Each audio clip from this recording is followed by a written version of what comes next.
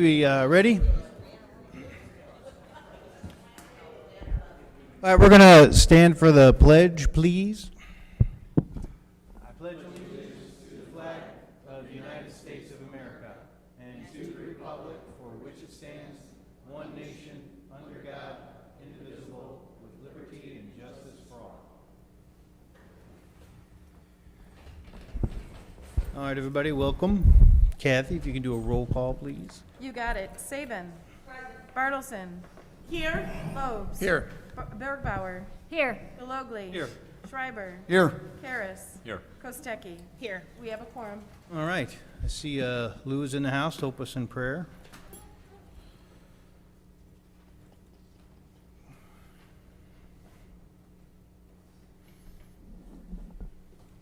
I'd ask you to, if you'd pray with me.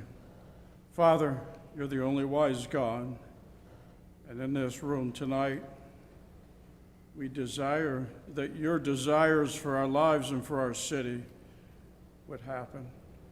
We ask for your peace continually to fill our lives. God, we ask you to have mercy on those that have COVID-19 and for the families that are with them. We ask you for healing.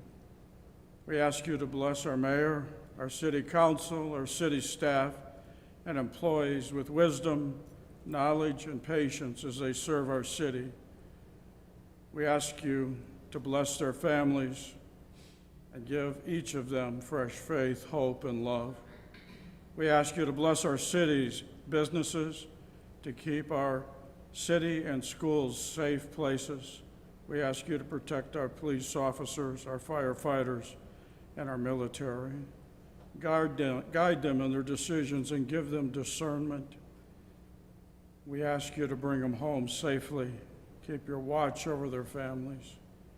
And God, for the military and first responder families that have lost loved ones, we ask for your abiding comfort and mercy to be with them. In your wonderful name we pray. Amen. Thanks, Lou. All right, my friends, anybody have anything for liaison reports? Yes. Does anybody else want to go? Oh, go ahead. Thank you. Okay, so just a reminder, the fall contest for the recognition awards are in full bloom with fall decorations now. Our contest has started October 1st and it's going through November 10th. And then the recognition for the landscapings will be on November 17th here in this room at our meeting. Then the winter contest starts November 11th through December 10th, and recognition of that will be December 15th. We're keeping it within the year, so that way, if there's people that want to drive by some of these homes that we're recognizing, they'll be able to do so, not after decorations are done. And you can do so by applying on the Lockport website. Submit 2 to 4 images of your landscaping in your home, and on the City of Lockport website. So that's it. Fantastic. Thank you, Joanne. Anybody else have something? Yes, I've got something for police liaisons. Coffin races are this Saturday, 9 a.m. Lineup is 11 a.m. and the races start at 1:30 p.m. Officer of the Year Committee selected Detective Jacob King, and Officer Debbie Henning, she was selected for community outreach. And also, you're going to see a lot of officers wearing pink Lockport police badges in recognition of Breast Cancer Awareness Month. And that's the end of my report. All right, thank you, Mark. I saw the Lockport Public Works, there was a post on Facebook where they're all wearing pink t-shirts right now too, so it's kind of a nice embracement. I just want to mention the haunted house, Hell's Gate is open and everything's going great with the parking lot, and I know the Lockport Township Park District has the haunted hay rides are also going on right now, so fall is a scary time, and I think even the Big Run Wolf Ranch has Halloween dates for October 16th. There's an open house there from 10 to 4, so we'll be talking about that later tonight. All right, very good, thanks. Nothing from finance. All right, looks like we're all good then? All right. All right. We jump into things. Ben, you want to take? Yes, thank you, Mayor, members of the council. And I realize that in speaking with some of you about this item in recent days, that many of you weren't as familiar with this project as some of the others in the past. This has been a project that's had quite a bit of history. And after, many, many meetings with the mayor and the council-appointed rep at the time, which was Darren Deskin, the staff was given guidance to find ways to help the situation there and the property there and the operations become compliant with city codes. And so they've done a lot of work, and I'm going to go through, there's quite a bit in your packet tonight. But it approved planning and zoning back in 2019, and so here we are finally. We were really kind of told not to bring it back to city council until they were compliant, and there was quite a checklist and things that we're going to go over tonight. And I'm pleased to report that they are within the certified letters and everything we received, compliant with everything we had asked them to do up to this time. So I'm going to go through a little history. I think we'll ask John, John's here, so we'll ask John to come up and talk about some of his operations. Sonny's going to handle some of the legals, and then we'll certainly take all the council questions and kind of go from there. So this item this evening, CA1, is technically a resolution 21-103. And this includes, there's two ordinances, one for the annexation and one for the rezoning. But this is an annexation agreement to annex, rezone the R1 with special use permit for a planned residential development for a museum and other special purpose establishment, which is how it works in our code as he's operating. We don't have a zoo in our code. That allows it to have a consolidation of its parcels and continue operating the Big Run Wolf Ranch at 14857 Farrell Road. So, and again, I don't want to go into every line item in the report. There's quite a bit of detail, but the Big Wolf Ranch has been located here for many years, 30 to 35 years. I've got some slides here for you if it works. Uh-oh, can you help me click that? Something happened there. There we go. So the Big Run Wolf Ranch, John, the operator, holds a federal license with the Animal Welfare Act and the USDA, the Department of Agriculture. He's voluntarily annexing one of the parcels that he has there that's not in the city. The county has a parcel and we have a parcel, so he needed to either de-annex or annex, and the time of the period was, let's bring him into the city of Lockport and we can work to govern this out together. The special use permit for this museum, allows him to operate the Wolf Ranch and have his residents on these parcels. There's camping involved in the background and his special events. Those are accessory uses with this special permit. They have school trips. They do presentations. When John comes up, he can talk about some of the activities that are happening there. But I think when we first kind of learned more about him or about the operations that are happening there, it was during those early Prologis investigations with staff. We realized that this is a site plan, an aerial of the current conditions. You can see the animal cages and home and the additional lands that go to the east there.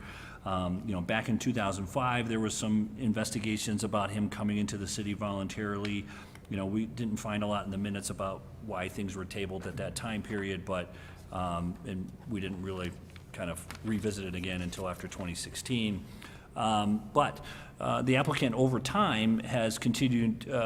There's a couple pictures here where you can see in 2002 there was only kind of 3 animal structures, and in 2008 there's 5, and then in 2017 there appears to be 6.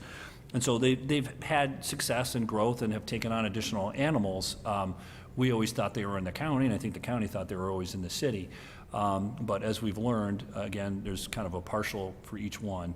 So what we're trying to do is kind of correct all this and allow it to continue to exist the way it is. Prologis was helpful in helping us convey some property to them to meet. There's an encroachment here that you can see on this slide that one of the animal pens was actually on their property. They have agreed to convey all this to them, and so that's why we're going to consolidate all the other parcels there and let them, operate how they were going to do it. So when we really started going into this back in 2018, this was a site plan that we had drawn up of these parcels. And it also shows that a little bit of encroachment there on the one pen, but it also kind of gave us a listing of all the operations and buildings and things that were there. There was some encroachments on the south that he's already corrected, A lot of these items ended up in the 2018 staff report about recommendations for them to make these corrections. And at the end of the day, what we're really trying to accomplish with part of this is annexing this larger piece into the city of Lockport, because it's the last piece that's not into the city. And so that's what he's voluntarily annexing this in, and then we're rezoning the property and doing the plat consolidation. This is how it will look when it's done. So back in 2019, the Planning and Zoning did approve by vote 5-0 and recommended approval for the rezoning and the special use to have the museum and other special purpose establishments running with the Big Run Wolf Ranch. And again, after considerable efforts, we had to work since 2019 with the U.S. Department of Agriculture, Illinois Department of Natural Resources, FEMA, the Army Corps of Engineers. They've all looked at this site, they all looked at the floodplain and everything, and have all give letters of approval for the establishments that are there and how they're currently sitting on the property. So he's met all the obligations that we've asked him to do. At this point, I'd like maybe John to come up and talk a little bit more about what he's actually does there. Like I said, right now, he's been working with us, even though he wasn't annexed, he does do a special event permit with us each year and has several dates for the community that they have special events for, and that will be required going forward. But John, why don't you talk a little bit about your operations for us? Good evening, everybody, and thank you, Council and Mayor, and especially Ben and Sonny Williams for helping us. And with us, with me tonight is my attorney, Val, who's been working very hard to get this resolved, and Teresa. She's been with the ranch for 22 years. She is a retired Chicago school teacher, working with deaf kids, and the future CEO of my daughter. She was born upstairs in the bedroom and has lived there for her whole life, and she has the enthusiasm I used to have. I've been downgraded to the consultant and the maintenance guy now, so. If there's any questions, well, what we do is, as Ben said, that, oh, sorry. That's right. We do a lot of benefits for the military, special operations, wounded warriors. We've probably had 4 or 5 weddings out there. And so we do birthday parties and everything like that. And I might point out, too, after 33 years of being licensed by USDA APHIS AC, that would be Animal Plant Health Inspection Service / Animal Care. We have an impeccable record with them, and we have never had an escape, and there has never been anybody injured. And as far as containment, we exceed all USDA regulations. If there's any questions? There was one question I got by email, John, if you could speak to a little about the veterinarian care of the animals. Yes, we are required by USDA to have a vet on hand that agrees to deal with the animals we have there. We have 8 wolves, a tiger, mountain lion, a bear, and then all our little guys like porcupines, and a lot of them are rescues, which their only option was going to be euthanized. So if we had room and we work with them, they're all tame. Well, I don't go in with the tiger no more, he's a little large. But all the wolves walk on a leash and everything, and that's after 33 years of trial and error and everything. I'm actually considered one of 6 in the country that is old school. And so we have actually right now, how many interns in animal sciences? 3. We have 3 working with us now to learn what I've learned through trial and error, stuff you can't learn in a classroom or on a computer. I saw on that first slide, and though, as far as the John. veterinary care, yes, we are required by USDA. In the beginning, I had Dr. Wayne Ingmeyer out of Mokina. I think he's the Will County vet. And then I switched over to Dr. Christopher Johnson from Archer Veterinarian Facility, and we've been with him for 27 years, and I'll tell you, if Doc Johnson couldn't fix it, well, then it was time.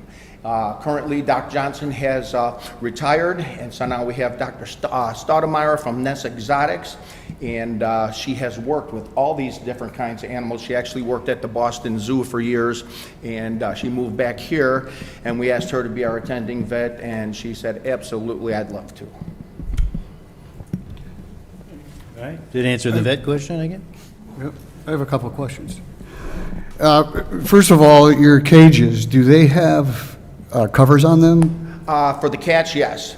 We're required to have 9-gauge chain link for animals that can't climb or jump. So the wolves, they're actually in corn cribs, you know, that you've seen the old corn cribs. Well, those are totally obsolete. The farmers were more than happy to just say, you want to take it down, you can have it. So those are the big circles. They far exceed 9-gauge. They are 1/4 inch, welded and galvanized. I could probably put a rhinoceros in there and they wouldn't get out. They're 12 feet tall, whereas USDA only requires 8. The cats all have tops on them, and that's 9-gauge. Our security fence is required by USDA to only be 8 feet of 9-gauge. Mine are 12 feet with a hot wire that goes around the top, basically a fencer for horses. And that's 30,000 volts, but no amperage. So it'll get your attention, but it won't hurt you. So you've alluded that there's never been any escape of animals. There's never been an escape there, not in 33 years. I do want to point out that the city is not going to regulate the actual Right. federal regulations regarding USDA keeping does. the wildlife animals. It's going to be the U.S., the Department of USDA Agriculture, who's going yeah. to do that. So we're not in the position to have staff to say that gate is beyond regulations, or you don't have enough room between the two cages, because we don't have the expertise to do that. The annexation agreement addresses that, in which if there is any suspension or revocation of the USDA certification for the roadside zoo, then the special use for the use of, the wildlife center will automatically be revoked without any further action of the city council. We don't want to place the city in the enforcement arm of the USDA.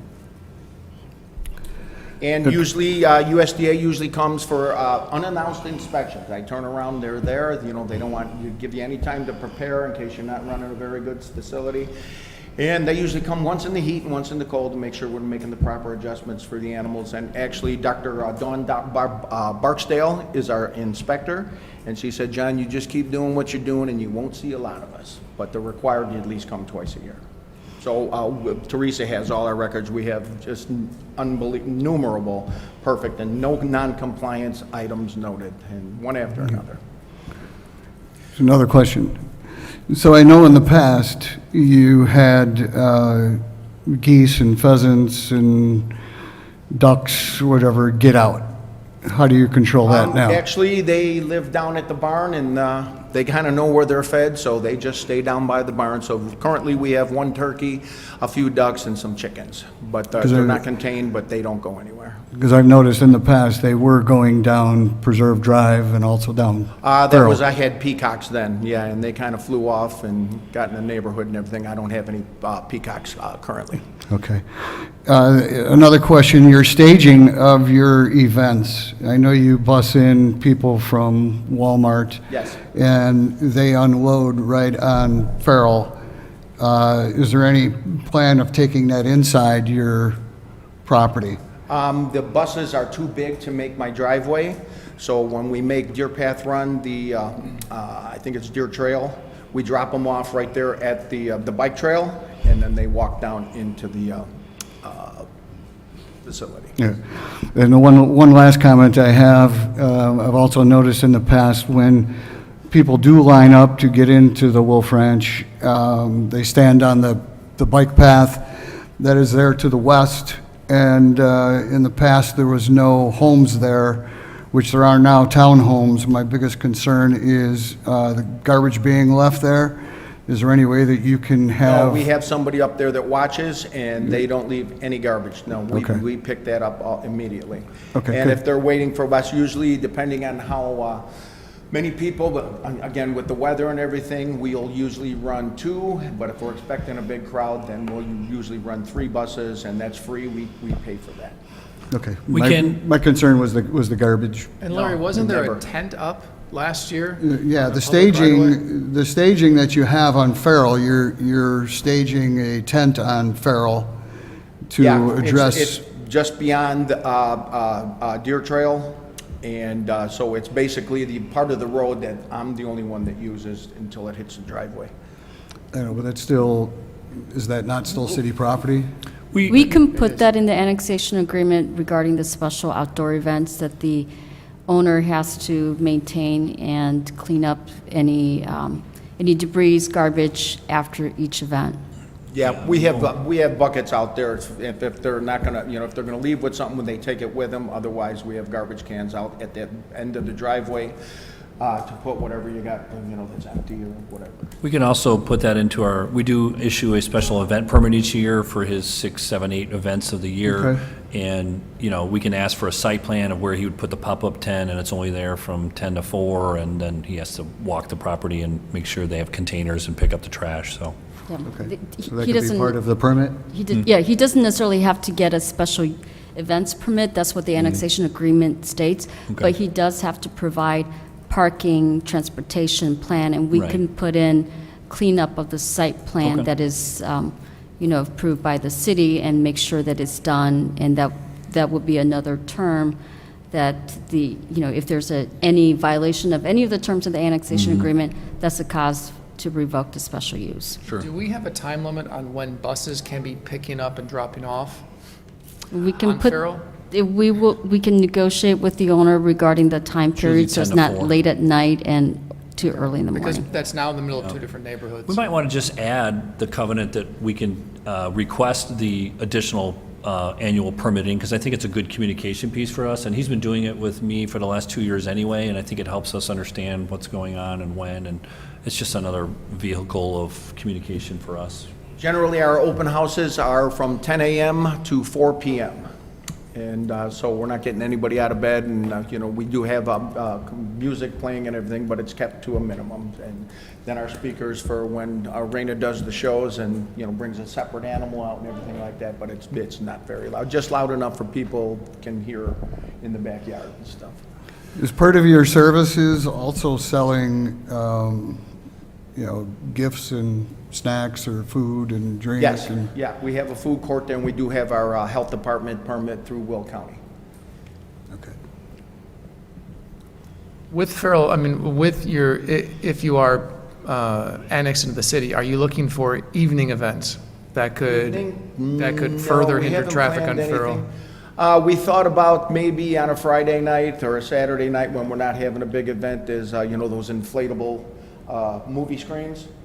And maybe having, and then maybe having some food and everything, and, do like Call of the Wild and stuff like that. But we talked about it this summer, but we didn't try it.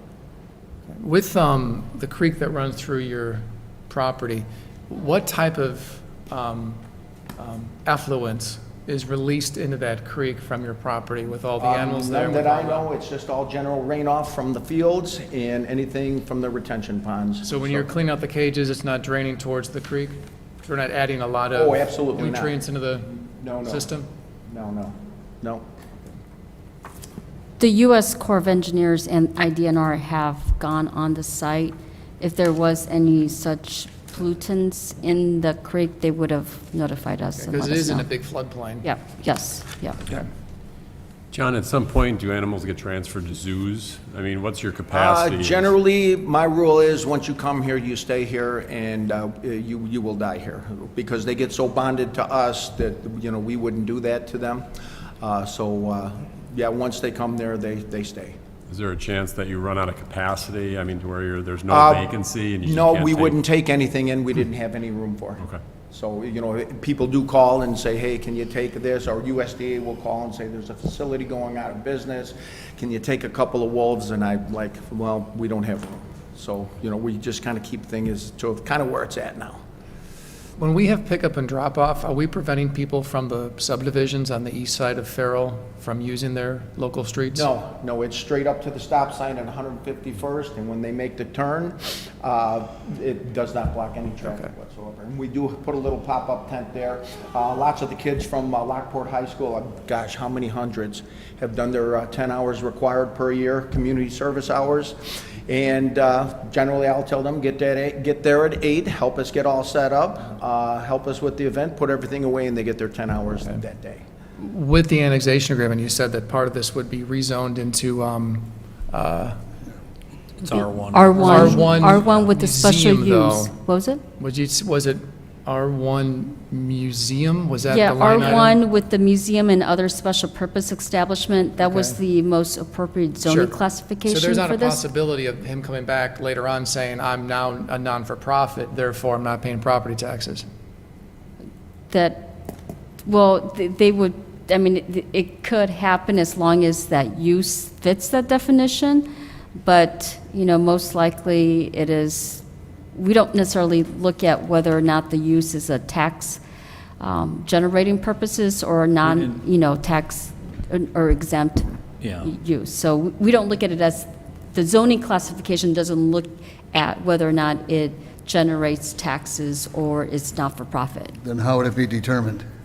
What was it? How would it be determined if it's It- taxable or not? It would be the actual museum and other special purposes establishment. It's by use, not necessarily tax purposes. It doesn't say, for instance, you could, NFL is a not-for-profit organization, even though we know that people pay tickets to those events, but because that they meet that classification, they do, but the zoning classification doesn't go to whether or not the property is not-for-profit or for-profit. You pay taxes now, right? The Will County taxes and things like that? Yes, yeah, on our store for like merchandise. But that's for property tax, but whether or not, you're probably not for profit for the purposes of IRS. You don't, Correct. yep, so that's, but the zoning classification doesn't address whether or not that organization or that use is exempt from, income tax or for property tax. Okay, thank you. Anything else? It's a great spot. My kids love everything about it, and they brag thank about living near big. It's a lot of hard work, my God, but it's, I love doing it. If there are no questions for the applicant, if I could address the actual annexation agreement and what it calls for. So originally, the annexation agreement had, conditions in which the owner had to comply with different phases. We took that out and gave the applicant time to remedy those type of, conditions that normally, for example, Gigi Temple, we have different phases where they comply with the driveway, and I think that was problematic, that it put a lot of burden on the city to say, 10 years, you didn't do these conditions. So in this case, we made the actual owner applicant comply with this, conditions, including putting a concrete pad on the dumpster, including putting a fence, including, ensuring that encroachment, that a little piece of encroachment until Prologis property was resolved. And almost all the conditions were met by the applicant, including getting the okay from the U.S. Army Corps of Engineers and IDNR that the actual ramp or bridge that they put over that creek that goes through parcel 2 complied with them and didn't, create any floodplains, didn't, impede the actual movement of the waterway through that property. So they met almost every conditions. So the annexation agreement allows for the city to ensure that the property gets, continues its community outreach in providing the wildlife sanctuary, providing community, people around the area to see wildlife in that setting. And it also, makes sure that we have some type of control measure, because currently parcel 2, which is the biggest piece in which the wildlife sanctuary operates, is outside of the city. So we could leave it outside the city and let the Will County resolve the issue, but there's a piece, parcel 2, that also have cages that's in the city. That's the original encroachment in which Tom Small, when Prologis originally went through the whole entire process, realized that there were cages on that property. The owner deeded that parcel 1 to Mr. Basile to have that as part of what, Big Run Wolf Ranch. Parcel 3 was another encroachment that we found out recently as we were going through the process. That's owned by Prologis Business Park. They were nice enough and gracious enough to deed that property over to the Big Run Wolf Ranch in order to make sure that they don't have the encroachment issue. So the annexation agreement calls for annexing that parcel 2, rezoning it from the agriculture in Will County and zoning it to R1 with the special use for museum and other special purposes to allow that continued use of the Big Run Wild Park. So parcel 2 is currently zoned in the city of Lockport as a M1 because that was the original parent parcel before Prologis purchased it, and that will be rezoned as part of this whole entire piece to the same R1 with the special use to allow the Wolf Ranch to continue. And parcel 3, that's part of Prologis, is again currently zoned in the city of Lockport as a M1 industrial manufacturing use, and that will be also rezoned as part of this whole entire process into R1, and again with the special use to allow the operation of the roadside zoo. So the condition of the annexation agreement is that they have to be good with the USDA. So if the USDA certificate gets pulled, gets revoked, gets suspended, the special use to allow the Wolf Ranch to continue automatically is revoked. The events, as we stated earlier, there are special events permit that most operators have to go through. The annexation currently calls for that in each of the calendar year, they have to tell us when they're going to have the events, how are they going to transport the people there, what is the parking. We could, again, put in the condition that they have to do garbage pickup, clean up the site, make sure it's cleaned up 24 hours after each event. We could also put in that the events be limited to 10 a.m. to 4 p.m. or whatever during the daylight. Maybe the city council doesn't want anything in the evening hours, and we could put that in there.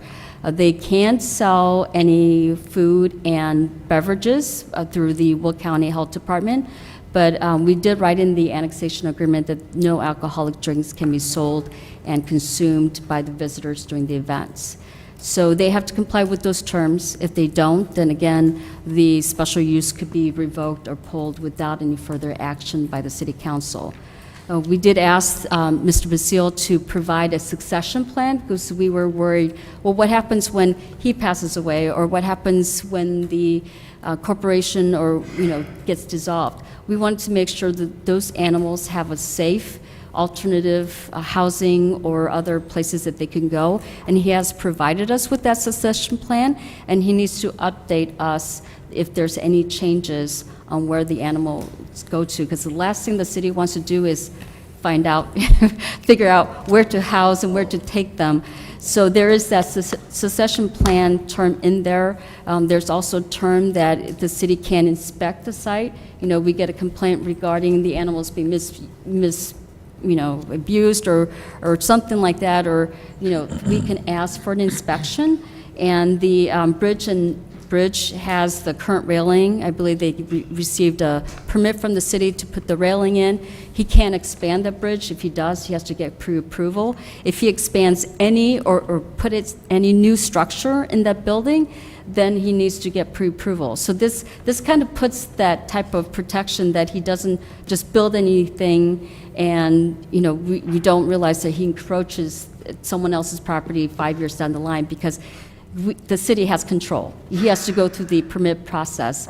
I think when part of the property was in Will County, they didn't realize that it was in Will County, and so nobody knew where the permitting process was. So we have a mechanism to ensure that there's no further development without any prior approval from the city.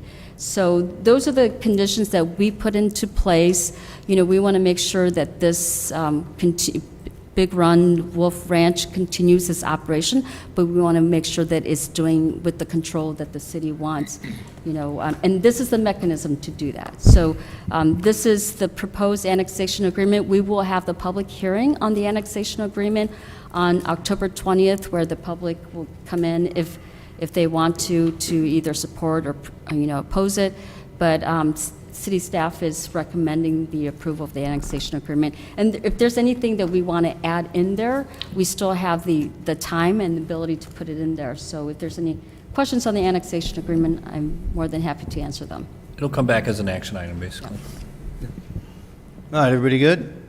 I'll just say this. I just want to be clear that this annexation isn't happening because it's something that we sought out. That's perfectly fine, and I think everybody was with John doing what he does out there in unincorporated Lockport and Homer Township. It just, what ended up happening, as was said a couple times, you know, when John built those cages in his neighbor's property, he invited himself into the city, and it was like, okay, now what do we do? And so that was where all the mess came. But I'll say this. I know it's been a long, painful process, right, to go through all this, and making sure that the property owners, you know, very gladly were happy that they were able to deed the property over to you and not make you take the cages down or any of those things. But, and I know it's been painful coming up to speed and getting everything organized, but I truly believe ultimately, though, John, I think in the end, this is going to be the best thing, because I know that you and the folks that work with you care about the animals tremendously, and the last thing you'd want to see is some kerfuffle come up and, you know, USDA say, hey, man, you're not following city rules. It would have just been a mess. This cleans up all of that and allows for a good succession plan, so when, you know, your heirs come forward and, you know, take over, and everything's smooth. So ultimately, I'm glad it happened in that respect. And I'll say this, John, you make two of my top 10 best mayor stories, so I always appreciate that, man. Yeah. All right. Well, that's good. So we'll see you guys back in a couple weeks, and we'll do the public hearing, so. Okay, Thanks. very good. Thanks, guys. Thank you. All right, PZ1. All right. It's, we gotta do public hearing, so. All right, this should be the quickest case of the evening for me. This is an amendment to Chapter 156 of the zoning code related to a minor text amendments. This was PZC case 2021-001TA. As most of you know, we approved a new zoning code a couple months ago, and as with anything that you put out new, literally the first couple things that come in the door, all of a sudden you check through it and you're like, oh, that forgot a 0 here or put a 1 here. So there are some minor text amendments that we're requesting tonight. There will likely be others in the future, but we wanted to go through these three to get them into the code officially. The first one is for section 156.023 for the accessory structures and uses permitted as encroachments. This is basically trying to discern the height of a detached garage and how it relates to the principal building. So the original discussion was that it was a single story, quote unquote, but that didn't give us anything to register it to. So the previous code had 15 feet total height, including the roof, which created situations where we had houses, more likely in the older part of town that had steeper roofs, where the garage could only be 15 feet tall, and so the roofs became extremely shallow and didn't represent the architecture of the main principal structure. This change is to allow us to evaluate the height of the structure based on the elevation of the first floor of the principal house, so that there's a very, very much of a consistency across the entire property to be able to look at it that way architecturally. The second one is section 156.024. This is for regulations for specific accessory structures and uses. This is for, in the corner side yard, a low fence. We allow for a 4-foot fence to be located in the corner side yard. The way that the language was written only allowed that fence to be either halfway between the house and the sidewalk or 15 feet off of the house, whichever was further away from the sidewalk. We always allow our fences to be 1 foot off the back of the sidewalk at the property line, and so this was an issue where it should have said, should have had the terminology changed to allow it 15 feet or half the distance between the house and the property line, from the property line, so that you could put it right on that property line. Sounds a little confusing, but it in essence means that we can do it like we always have been in the past. Section 156.073, under the bulk regulations, this was a scrivener's error. I'm not sure how these dimensions got modified, but the interior side yard for these different zoning districts got modified, and so they should be the 10-foot, 10-foot, 10-foot, 10-foot, 15, 20, and 20 that you see in the staff memo that was provided to you. So in summary, we have not written the ordinance for this yet, but it will be at the next city council meeting. So if you are so inclined to agree with these recommendations, we would ask that it be placed on action at the October 20th meeting. Everybody good with that? You know what they say, Lance, no new code survives first contact with the contractor. You are correct. That is absolutely true. All right, PZ2. PZ2 is an amendment to Chapter 156 of the zoning code related to the text amendment for use of a gas station to be a special use in limited zoning districts with specific conditions. This is part 2, and the reason it's part 2 is that the Planning and Zoning Commission, they asked that we bifurcate the two cases between the 3 text amendments that we just reviewed and the conditions related to the gas stations. So we separated these into 2 different items. So, you know, the purpose of the study is to really evaluate the impacts of the gas stations on future development, identify appropriate zoning controls to manage the environmental impacts of locations, and mitigate the clustering of stations in a smaller area, and to protect the health, safety, and welfare of the surrounding residents. What you see on your screen is a graphic that I had placed in your packets.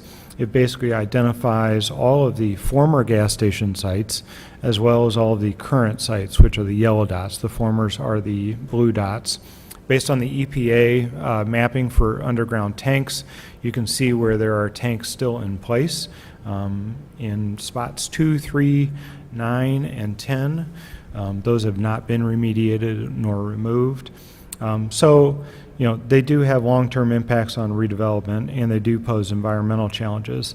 These are pictures of all of those locations of the gas stations, former gas stations.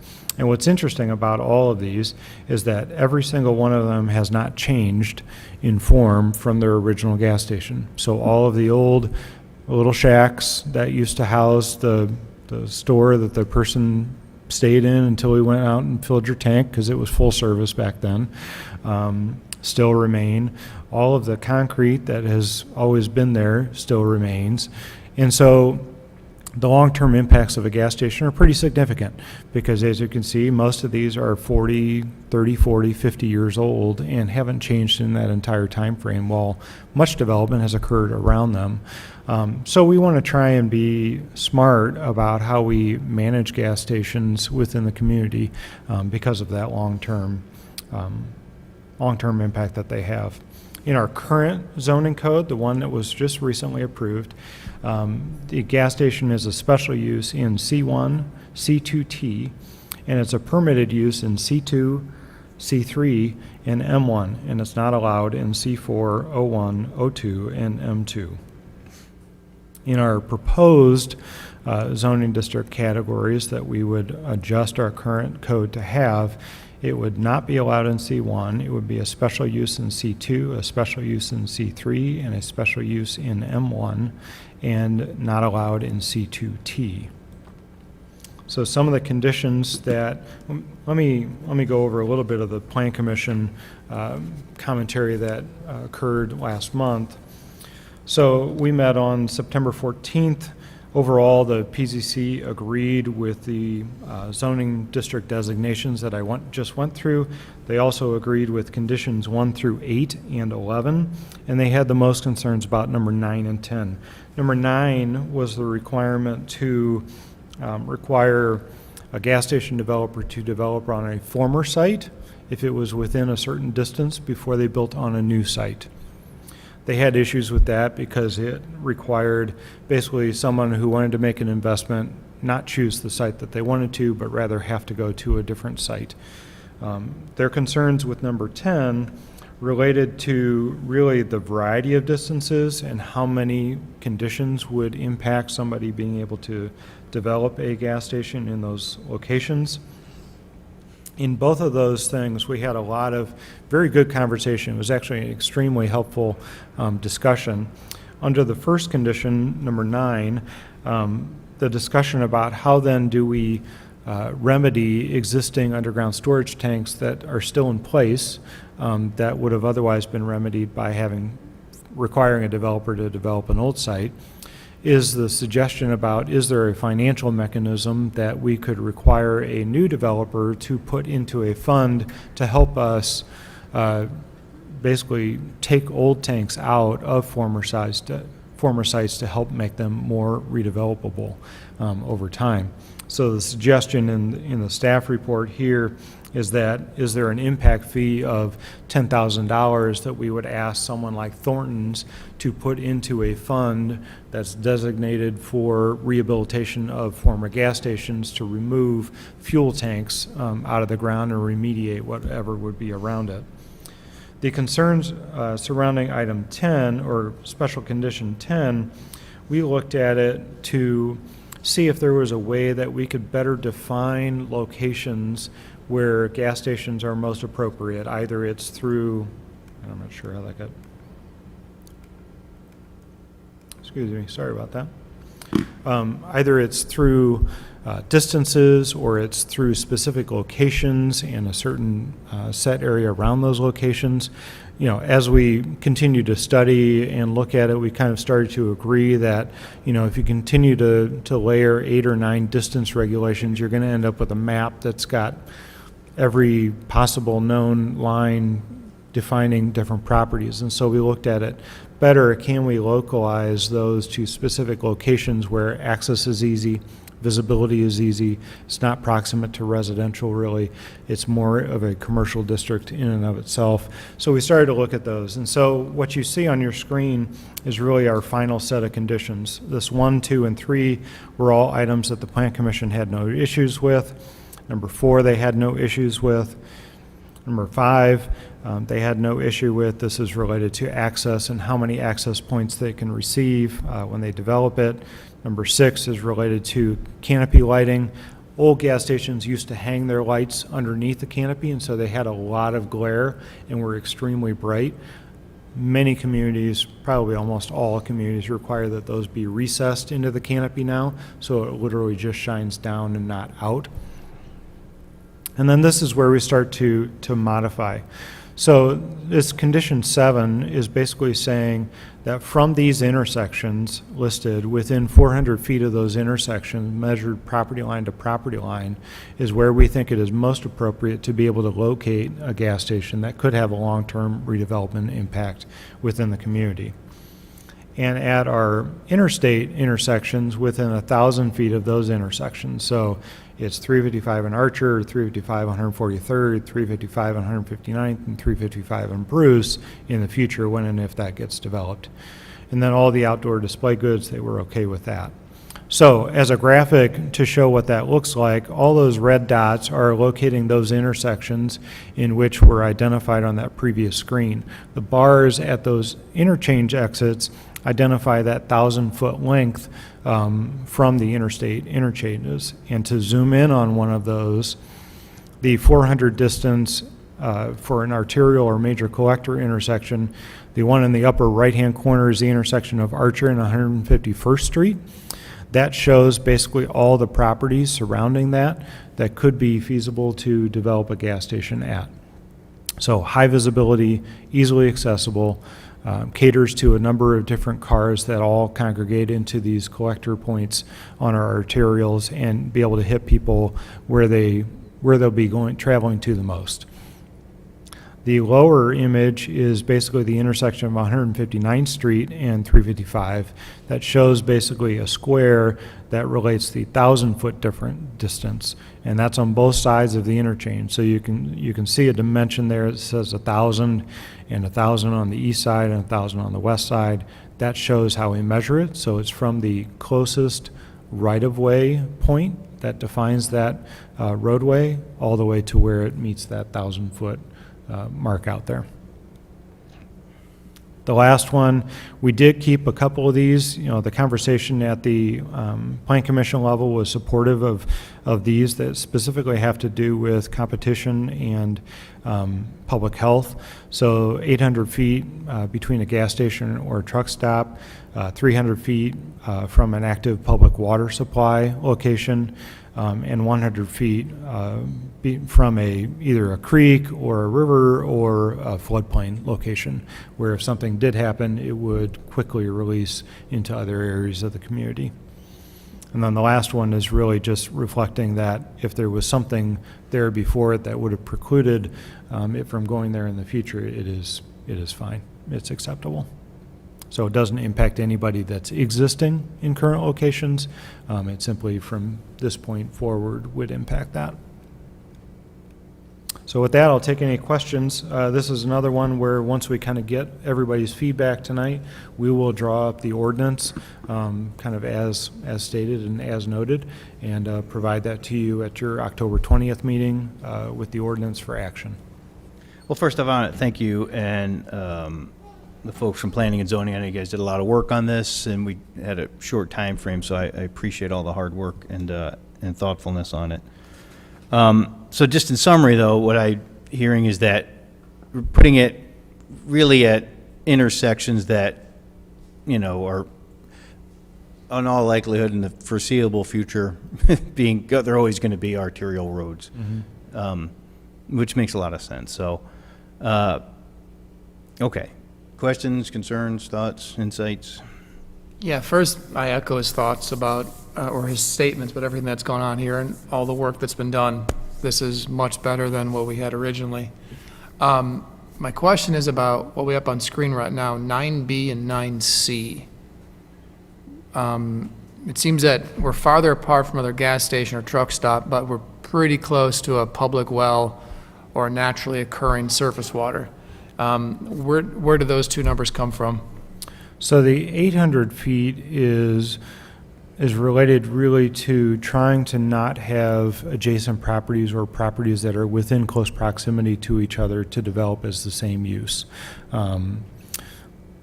It's trying to get out of the Home Depot, Lowe's, CVS, Walgreens, that type of model where we have businesses that located adjacent to each other, with, to a degree, the hopes that one or the other is going to go out of business so that they gain the corner that they're on. In a CVS or a Walgreens scenario, it's not really that big of a deal because somebody else can use that building and they can repurpose it. It's not challenging to do.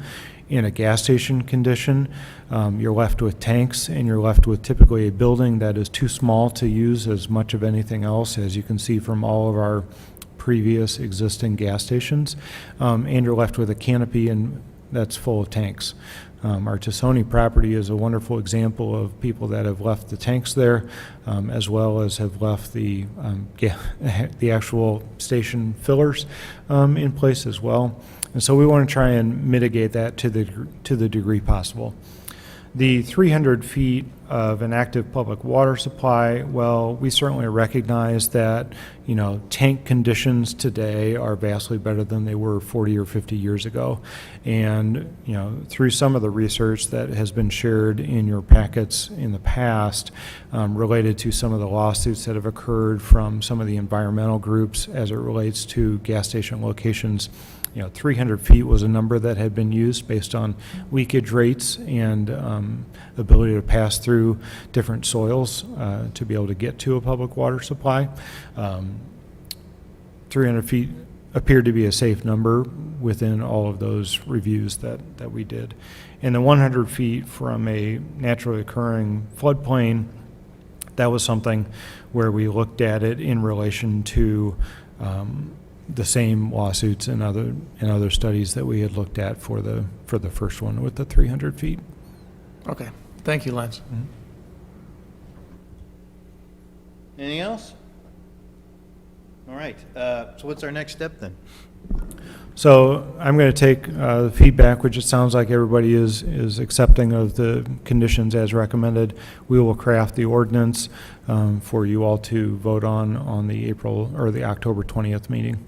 Okay, so we'll put this all into an ordinance form, and we'll just do an action item then? Yes. Okay. All right. Thank you very much. I do appreciate that. I know we put a lot on you guys, so thank you. We welcome it. And PZ3. PZ3, this is for the Thorntons. They are requesting a rezoning from A1 Agricultural Zoning District to C3 Highway Commercial District. The former is the unincorporated Will County. The latter is within City of Lockport. For the property located at the southeast corner of the intersection of 159th Street and South Gauger Road. The purpose of this request is to establish a zoning district within the city upon annexation, and upon annexation and rezoning, the property will be consolidated with the parcel to the north at 15925 South Gauger Road for a future Thornton's gas station.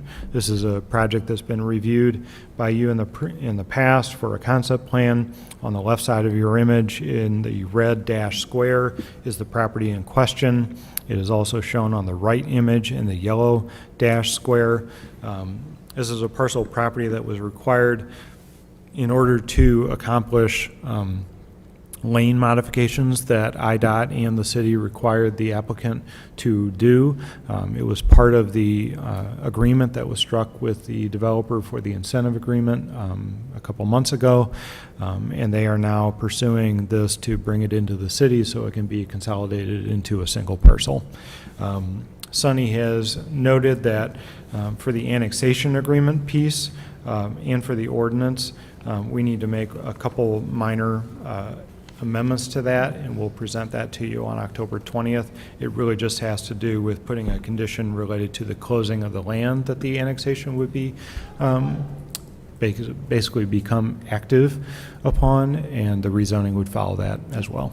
So for this item will be an action item for October 20th. Also on October 20th, before the Committee of the Whole, we will be presenting a draft annexation agreement that addresses that piece, because that piece will not be annexed and will not be rezoned and will not be consolidated unless that property is, sold and purchased by the developer, Bluestone or Thornton's, or the people who are going to develop the northern whole site. So it's contingent upon that sale. Right. So if that sale does not go through, the annexation is not going to be in effect, the rezoning is not going to be in effect, and that's why we're presenting that annexation agreement, annexation on October 20th. And that little yellow piece, as a big parcel, is in unincorporated Will County currently. So we'll know by October 20th whether or not the land sale has occurred? No, we No. won't know, but the actual annexation agreement, annexation ordinance, and the rezoning ordinance will have contingency that all that is not in effect until there's a closing of that parcel. Yes. Yeah, as a reminder, they have gotten through concept plan approval, so they still have final development plan approval that they need to go through. I don't know if they have fully purchased the property. I have to imagine they probably have not yet. Not yet, I would not advise somebody to purchase property until you have approval to do something. And so that's why we want to make sure that we have that condition in there, is that if they don't close, then everything reverts back to what it was before. If they do and get approval, then all of this goes into place. The other term in the annexation agreement would be that, obviously, as we discussed the amendment to the zoning code regarding gas station, in the annexation agreement, it will state that that ordinance would not impact Right. Thornton's development as long as they comply with all the schedule, construction, everything else that would be in the development agreement. Right. All right, sounds good. So we'll have an action item. All right. Grazie. All right, PZ4. That's off the chart. These guys, did they pull? Yeah, this case has been withdrawn by the applicant. They could not come to an agreement on the property, and so they have asked to withdraw the case. All right, so PZ5 then.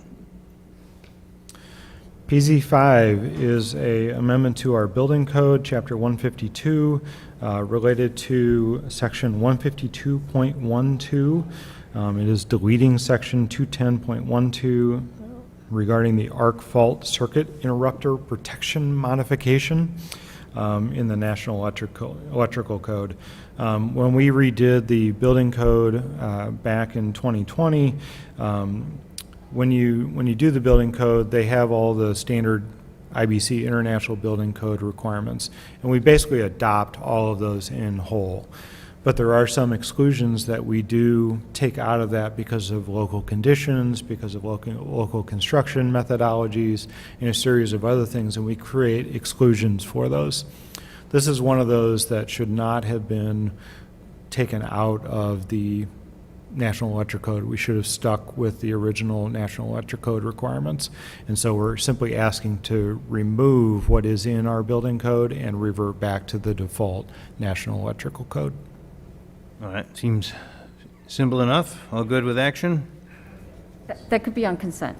Yeah, this I'm can be sorry. on On consent. consent. It's ordinance 21028. All right, thank you. And then bond for Popeyes.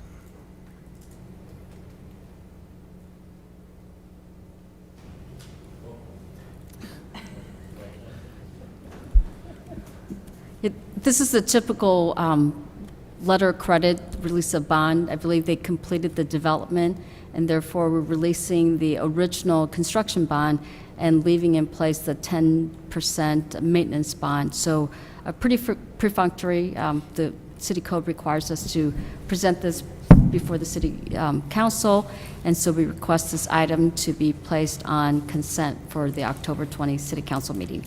Yep, all good here. Everybody all right? Brent has to buy Sonny a chicken sandwich now. Nice. All right, and then under new business, we'll talk about, Lance, you going to take this? Yep. Okay. So just to introduce this, everybody knows when we won the Strong Towns community competition, one of the pillars of Strong Towns is better understanding and getting a handle on the impacts of new development on municipal finances in particular.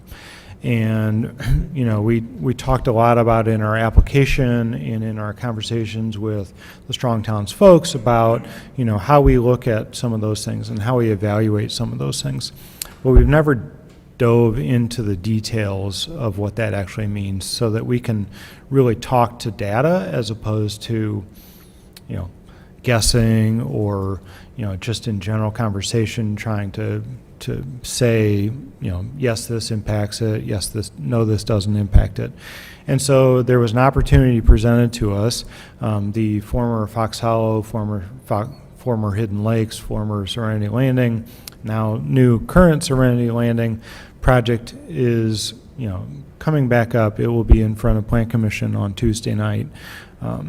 This project is about 185 acres. It's been developed pretty much for single-family townhomes and apartments and some commercial through all of its iterations.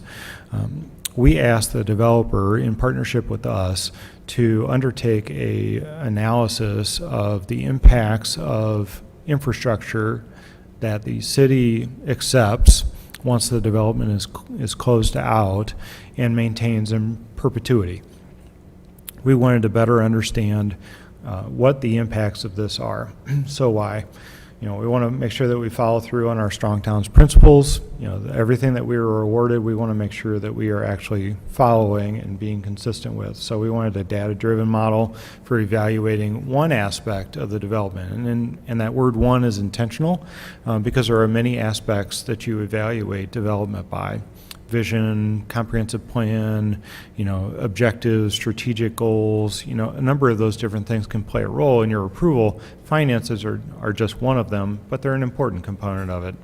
This helps staff appointed and elected officials like yourself make more informed decisions, and it also prepares the city for the long-term investments that'll need to be made relatively soon as the population of Lockport's growth years between the late 90s and the mid 2000s starts to get to the point where all of the roads need to be resurfaced, redone, reconstructed in the next 20 to 30 years.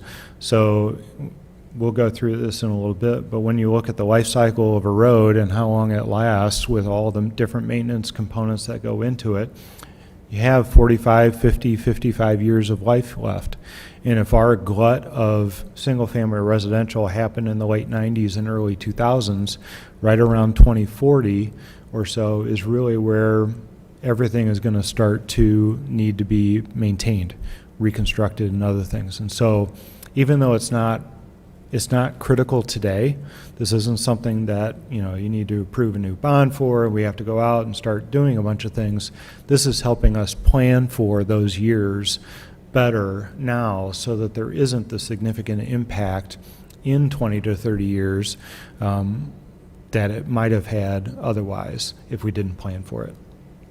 So this development specifically is looking at 223 units, anywhere priced between $275 and $325. The townhomes, 134 units, $220 to $250, and 288 apartment units with a base rent of approximately $1,600 a month. Obviously, all of this is subject to change based on the market and otherwise, but that's kind of the status as it currently stands. And I just want to say that the staff was an absolute integral part of this entire study. Lisa was on the phone with the consultant that prepared this a number of different times to make sure that these numbers reflect Lockport. They don't reflect a developer's perception of Lockport. They don't reflect some other community somewhere else. These are Lockport numbers. And Brent was on the phone with their engineer often to talk about what are the prices and what are the unit prices and what are the lineal feet costs that we're getting for new roads, resurfacing, crack sealing, and all of those different types of things to make sure that the cost side of this was Lockport based.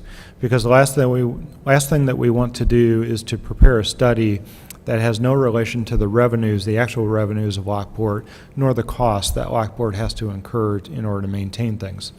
So we did a study of the different revenue sources, and I won't go through the whole long list. You can see them on your screen, and basically looked at the revenue estimates for the city as a whole. We looked at the current city population. Now we didn't have the current census numbers at the point that this chart was put together. We identified a per capita revenue, a projected site population for this site, annual operations revenue generated, annual capital revenue generated, and then the amount of reserves that we put towards capital for future projects. We looked at the property tax. So that top piece is the general tax income. Those are those items that you see there. The property tax goes into that, and as many of you know, the property tax actually doesn't fund a lot of capital improvements for the city of Lockport. We rely a lot on the general tax income. And then the one-time fees, which are basically all of our road impact fee, the building permits, the street maintenance fee, and the infrastructure fees that we charge every developer when they develop a home. So when somebody submits plans, they get a bill back for all of those impact fees that they need to pay. We looked at best practices for road care, and Brent worked with the consultant to identify basically when do we resurface things, what have we been seeing in the market, how have we been caring for our roads, what would be the optimum condition for caring for our roads. We looked at this and in the development there's about 6 lane miles of road. So that basically means that there's 3 full miles of roadway within the development itself. 6 lane miles means one direction and the other direction would be the lane mile. We took a maintenance time horizon of 60 years. We said within that 60 years we will do 2 maintenance periods with crack sealing. We will resurface at year 15. We'll maintain it twice after that. We'll resurface at year 30, maintain twice after that, reconstruct at year 45, and then we'll resurface at year 60. What you see on the right is basically an evaluation matrix for how you evaluate the condition of pavement and condition of roads, and basically when you need to do certain activities. This is an aging curve, and really I drew in the vertical lines kind of where those maintenance and where those resurfacings occurred. The reconstruction is at year 45. You'll see that the last number on that chart is the year 39. So it's off the chart. And you can see where the curve is at, the yellow line, where the typical pavement failure is occurring when you get to a rating of roughly 30. So if you look back at the 30 in that, it's the 10 to 39, the red section basically. That's when sections will require total reconstruction with subgrade preparation. And the visual is down in the bottom of that. So from a cost standpoint, we took all of those activities. We applied numbers that we have most recently gotten in our construction projects, 5th to 9th in the projects last year. We applied those, as well as the Willow Walk cost that we just resurfaced.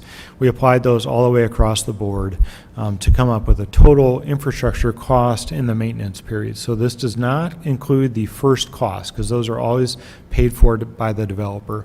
But the minute we take ownership of that, we are responsible for maintaining it in perpetuity. So that total cost is roughly $20,203,200. So if you take the projected revenue, which is on this screen, of $21,931,540, and you take that minus the cost, you have a net surplus of $1,728,340. That was interesting when we first got the report, because it was like, okay, then maybe we can handle this development, and it doesn't cost the additional taxpayer dollars to maintain it. So we asked them to break it out by development type, based on single-family detached, single-family attached, i.e. townhomes, and the apartment section. So with the single-family area, the revenues there were $10,464,767. The cost was $14,142,240.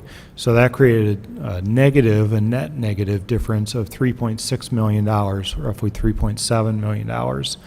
And that's over the 60-year period, which in and of itself, you may be thinking to yourself, well, that's not a huge amount of money until you multiply that across every other single-family development in the city. And that's where it starts to grow on a much larger scale. And so when we talk about, or when Brent talks about, or we talk about how many lane miles we need to resurface on an annual basis to maintain our roads, and us not getting to that number, that just continues to compound itself over time and becomes this issue. By the townhome area, these are almost kind of a net neutral to a degree, resulting in a difference of about $440,000. And really where that bump occurred was in the apartment section. And so the apartments provided a net positive of almost $6 million. And the reason for that is relatively obvious, is they have all private parking lots, they have all private roads, they have all private everything in there. And so really the only impact to the municipality is the entrance road that they come in off of, the arterial. In this case, in Fox Hollow, they have that existing drive that has been built out there that provides access to Briggs Street and it provides access to Bruce. That section of roadway is really what their impact is. So Redwood is a net positive? Yeah. Yes. Because it's all private inside. Yes, it's an extreme net positive. And so, that was really, from that first impression of, hey, this isn't, that challenging for us, to better understanding how that breaks down, it tells us that in this development, maybe the issues aren't as great because it has an appropriate mix of product that can level out and balance out the cost that it will take the community. But we also don't know if the apartments are going to develop in year 2 or year 30. And so, does that structure our annexation agreements any differently? Does that require that we say you have to start or stop a portion of the development by a certain time frame in order so that we can leverage the apartment's dollars to start to fund those infrastructure improvements? Because the longer that the apartments don't happen, the worse the numbers get. So big picture takeaways, single-family only developments will cost the taxpayers more than they generate in revenue. Townhomes will cost taxpayers more than they generate, but significantly less than single-family. Density above 9 to 10 units per acre can be cost revenue neutral. There are other reasons to approve a development, and this is really important, even if the revenue components do not support it. It may accomplish a strategic objective. It may improve parts of the community that ultimately strengthen the entire community. It may align with our comprehensive plan and be something that everybody is on board with. It may diversify our housing products in a way that's beneficial for the community, our residents, and it may create an incentive for other types of land uses to locate there. So I don't want to paint this picture that the financial component of this is the only thing to evaluate a development project that comes in front of you in the future, because it's really not. There are a number of different things to evaluate projects against, as far as whether they leverage something else, they create wealth in other ways. But this was a great study to really put some numbers and some data to all of the things that we've kind of been touching around the edges for a while. So the ideas going forward that we're at the end of the report is to know that not all developments in the future are going to be this mixed. Not all of them are going to have apartments, townhomes, and single family all in the same place. So I was speaking with one of you earlier today. It's like Silo Bend has townhomes and single family. It has 2.5 miles of roadway in it. It's likely that that will not pay for itself over time. Even with $400,000 or $500,000 homes, our property taxes don't cover that. Don't cover that nut. So, evaluating those things based on whether they had existing entitlements and all the other things that I mentioned are important. So, what other things can we do? So, MFT dollars, a recommendation was made to employ the full MFT dollar values towards capital needs. Increasing our utility franchise fees from 3.5 to 5% on the electric utilities, increasing our local petroleum tax from 5 and 7 cents, regular and diesel, to 6 and 8 cents per gallon, and increase impact fees back to their pre-2018 levels. But if there's a way to seek ways to balance the fees with the size of the home or some other flexible approach, that might be worth considering too. So those are some of the things that came out of the study towards the end as ways for you all to think about ways that we can better manage this, because much of the city has already been developed. You've heard me talk before about we don't have a lot of land left in the city to develop, specifically for residential. There's only a couple select parcels that are left before it does require that we would annex if we were going to develop something else. And so we've got a lot of existing conditions out there from neighborhoods that were built in Broken Arrow, Victoria Crossings, Parker Ridge, Pueblo Point, Karen Springs, Sagebrook. The list goes on. There are a lot of communities, neighborhoods that have been built in the last 20 to 25 years that this will really start to play a role in. Probably not your decision-making time span here on the council, but certainly one that is 20 or 25 years from now. And so trying to think about how we manage that today to lessen the challenge that may come for a future decision maker is something that we think is a net positive. Awesome. Well, we've been saying in the municipality world for years that residential doesn't pay for itself, right? And I've never been involved in a report like this where we finally kind of figured that out, that, well, actually it's kind of true, right? Although it can be used for an objective like chasing commercial, right? Having residential might help us chase commercial, and commercial does make money for the community. But we also found out, rooftops doesn't always drive everything in that either. But learning that density in strong towns also speaks to this, where density can be more desirable because it does drive higher revenues. Now, that doesn't mean we want to build 5 new apartment complexes either. So it's something to take in consideration. It's not that we're never going to build another single-family home either, because even though it's not financially necessarily a moneymaker for the city, there's other reasons to have single-family zoning in your community. So it was a really interesting process. I was a little hesitant at first when we talked about it with the developer, but the more we got into it, the more I enjoyed it, and I want to thank everybody for their time on it, because it was a good lesson. So. All right, no, it was good. I mean, you guys did, there was a lot of hard work here, so thank you. It has been tricky. I mean, this is not. I know when development happens, like for residential, I think the public perception is this is something we chase down. But the reality is, every housing project we've had has been legacy zoning, which has been in place, and we have to deal with what's there, as opposed to that, that late 90s, early 2000s, where we just kept annexing and building houses. It was just the whole different mindset. So this is really us trying to find ways to manage, the land that's legacy zoned. I think for the most part, there's some outliers, like when we did with Prologis, we were able to get that industrial property changed to residential because it was immediately adjacent to existing housing, which, there would have been no room for berms and all that other stuff. So that was things that we did bring in residential, but it was, a unique problem we had to solve. For me, I do struggle a little bit with that mixed housing stock. I know when apartments come in, people get concerned because it's like, what does that mean? But I mean, with the rents they charge, I get concerned because where do young people live? I don't want to, am I really in a town where people who work service jobs have to commute from Wilmington? Is it because the rents are so high? That gets concerning to me. And, I don't really, I've talked to a number of developers now when they come in with the housing. I'm like, can you guys actually build a 600 square foot house like I have in my neighborhood, and they've been there for 100 years, and generations of people lived in there? Why can't we build a house like that has a $2,800 tax bill, instead of a $14,000 tax bill? Yeah, it's just so, it's hard for.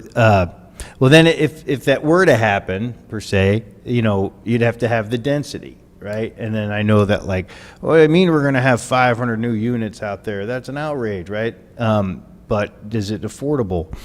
And then I think we have to balance too the ideas of, I know that existing homeowners, they get worried about those things, cheaper housing, but when they want to sell that $500,000 or $600,000 home and move to Boca Raton when they retire, somebody got to step up. A young person doesn't just go from the basement to a $600,000 home. If they had already bought a $120,000 home and they have some equity, then they could step up. But we just don't have that starter home thing, and I do struggle with that. And developers seem to be at a bit of a loss too with how to make that happen these days. But things will. A lot of times they say it's the cost of land that makes it really hard to make the smaller homes, but. And right now, it's extremely difficult because the prices are so high for materials, so it's really difficult at the moment, but. It's really the generations that are buying, they don't want small homes, they want big homes. So the builders are feeding into that. I find that, young people are buying these big homes. They have the income. Yeah, I They want more than what their parents had. well, yeah, and you know what and this is where it gets philosophical, right? It's like, well, okay, so then what happens, right? It's rampant drug use with young people. Why is that? I don't know, maybe because both parents have to work 3 jobs to pay that massive mortgage and then the tax bill that hit them and they didn't know was coming, right? And so they're never home with their kids. Oh, there's a whole bunch of things that all fall apart. But how are we going to fix society? But it doesn't mean I like encouraging a bunch of McMansions that put people into that place. So, that's why we haven't been proactive on this council about, like, let's annex some new property and build those. We've just been trying to manage that legacy zoning. But, all those things are stuff that contemplate, and how does that work for setting up our young people for, I think, not indebted. It's like, what, Joanne, you could say the same thing. Oh, the kids all want that 4-year degree. Now they have $200,000 in college debt and they can't get a job. So just because they want it doesn't mean it's helping. And And then I know, then you hear like the federal government keeps, like, well, we're going to really try to push these things to get into local zoning so that we can push that cheaper housing. And it's like, you know what? I agree, but I don't want you clowns coming in here, because as soon as they come in, then you're beholden to every requirement that they want, and then forget about it. So while I may agree with the philosophy of it, I certainly, we see what happens when the government holds the feds and the state hold the purse strings on whatever it is that you have to end up relying on. You just, it's a terrible place to be. So I don't want to go that route. But anyways, I mean, a lot of this was stemmed from some of these discussions and like, does this make sense? And so I really, really appreciate staff taking the time to go through this process and help us, give us some better insight. So, all right. Yeah. I know. I was trying to call Lance the other day, but I realized he knows all my voices, so I need a 16th voice. Yeah.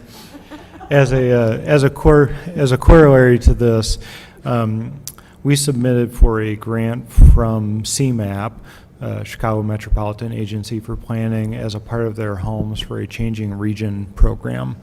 And I interviewed for that grant on yesterday, and we'll see. They're interviewing 13 different communities. They're going to pick 7 or 8 of them to select, but basically they will come in and do a full study of the community, our needs, our housing stock, make recommendations for different ways that we can continue to diversify or improve or change, as well as provide us case studies from other communities who have been able to do that question that the mayor asked about, can a developer build something that is attainable by whether it's somebody just graduating from college or somebody who didn't graduate from college and has 2 kids and just needs a good place to live. So we'll see what comes of that. I'll be sure to let everybody know the results and whether or not that happens. But if it does, it'll probably kick off in the next 2 months or so and last for about 4 or 5 months after that. This probably doesn't really concern us right now. But I was just wondering, these townhomes that they're talking about, are they going to be 1 story or just 2 stories? I mean, has that even been discussed in any of this? Or? So as a part of this, this particular development, they have submitted a concept plan. And so they've shown us comparable images for the types of homes and buildings that they want to build. Market will help to determine whether or not they would do 2-story, 3-story townhomes, rear-loaded townhomes. But in general, it looks like they are relatively normal 2-story type product. It was based on the imagery that that's been shared with us. Yeah, because I have found that in the real estate industry, they need 1-story townhomes. There's not enough of them. Right. And although it's, that might be a beginner stepping stone for a young couple, those that are retiring, that's what they want, is the 1-story. Yeah, it'll be very interesting. It's a bigger footprint, and Yeah. that's why the builders Yeah. don't go with the ranches, because the footprint is bigger and Yeah, they get less yeah. units. It'll be very interesting to see how MI Home single-story ranch product sells. They do have do one. so quickly, They add yeah. it. Require the larger, more expensive lot. Right. Yeah. Right, Yes. bigger footprint. Yep. Yeah. All right, me friends. Thanks again, staff. All right, so if there's nothing else, anybody else got anything? All right, looking for a motion to adjourn from committee. Second. Like Renee and Mark. Oh, sorry, Joanne and Mark. All in favor? Aye. All right. Just let us know when you're ready, Kathy.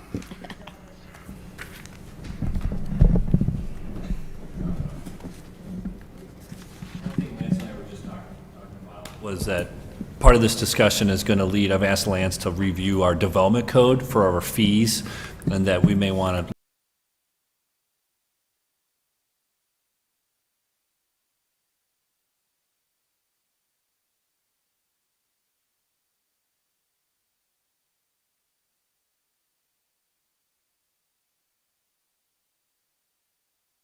You got it. Saban.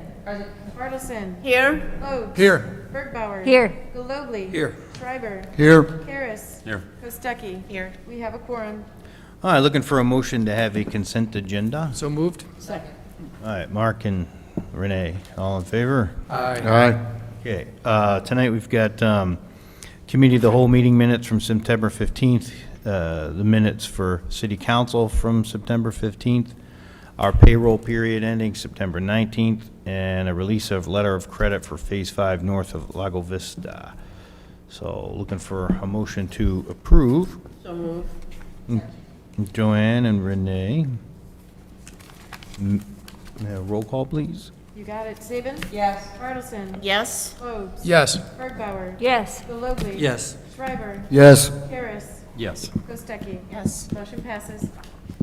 All right, next looking for a motion to approve our bills through September 28th. Make a motion. All right, Larry and Karen, any questions? All right, then roll call, please. All right. Saban. Yes. Bartleson. Yes. Lobes. Yes. Bergbauer. Yes. Gallogley. I abstain. The city of Lockport is paying my employer for some water material. Schreiber. Yes. Karis. Yes. Kostecki. Yes. Motion passes. All right, and last we have AT1, so I'm looking for a motion to approve the amendment, Chapter 75. This has to do with, regulating the vehicles. I'll make a motion. Second? Larry and Mark. All right, where are we at? I know we had some discussions about fees So and as, stuff. $1,000 yep, fine. as directed, I put the fine as a flat $1,000, and then if the vehicle is impounded, they will have to pay the $1,000 or pay any unpaid fines that are related to that And if it's ATV. impounded, the council gets to use it for a while, right? Yeah, just not on the road. Yeah, down the road. Okay. What, Um, I have a, just, Yeah, do you know please. what other cities are doing about, not about the ATVs, but about the electric bicycles? Yeah, we did originally I did draft the electric assisted bicycles, but at this time, there's no community need to address that. We don't have a rampant, e-bicyclists going around and, recklessly driving on the sidewalk. We do, the current state statute addresses that. So if you're a cyclist, even if it's not, e-bikes, you can't be recklessly driving too fast. You can't be driving, when there's pedestrians around. So this current state statute addresses that. I know that there are other communities that address the actual fuel-powered bicycles because they're loud, and they tend to be motorized, and it's just they've kind of limited and did a similar ordinance regarding that. But at this point, we don't have that. The complaint or that impact of it to address it. And if that's a problem, we could always amend this code to add that in as one of the applicable restrictions. Okay. I would say if we pass this, make sure you work with me. Let's get messaging out and we get it posted in social media so everybody has a really good heads up, the community about it. But I want to draft it just right because that's a post that can go south really fast. So let me do my best to craft it. Sure, and then we could also redo it in the spring, because everyone will forget during the holidays and winter, and then they'll come out again, so. Sure. Okay. All right. If there's nothing else, then we'll do a roll call vote. You got it. Saban. No. Bartleson. Yes? Lobes. Yes. Bergbauer. Yes. Gallogley. Yes. Schreiber. Yes. Karis. Yes. Kostecki. Yes. Motion passes. All right, me friends. If there's nothing else, then we'll do a motion to adjourn. Motion to adjourn. Second? Larry and Mark, all in favor? Aye. All right. Thanks, everyone.